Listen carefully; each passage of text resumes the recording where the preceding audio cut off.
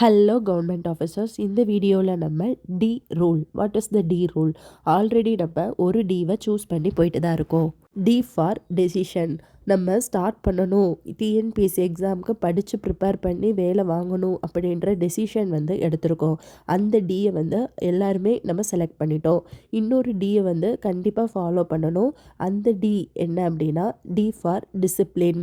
நம்ம ஸ்டார்ட் பண்ணுறது முக்கியம் கிடையாது, அந்த ஸ்டார்ட் பண்ண டெசிஷனை வந்து டிசிப்ளினாக ஃபாலோ பண்ணுறோமா அப்படிங்கிறது தான் இம்பார்ட்டண்ட். ஸோ டிசிப்ளினாக ஃபாலோ பண்ணுறதுக்கு தான் இந்த 10 days சேலஞ்ச்.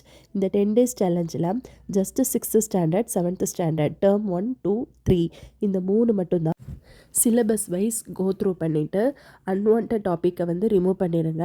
ஏன்னா எது படிக்கணும்னு மட்டும்தான் நமக்கு தெரியணும், எது படிக்கக்கூடாது அப்படிங்கிறதுல ரொம்பவே தெளிவாக இருக்கணும். அப்படி இருந்தால் மட்டும்தான் ஈஸியாக நம்ம எக்ஸாமை வந்து கிராக் பண்ண முடியும். சிலபஸ் வைஸாக நீங்கள் சூஸ் பண்ணிக்கோங்க. இன்றைக்கி டே 1 சேலஞ்ச் வந்து 6th standard term 1 successfully completed. Follow the discipline. Thank you.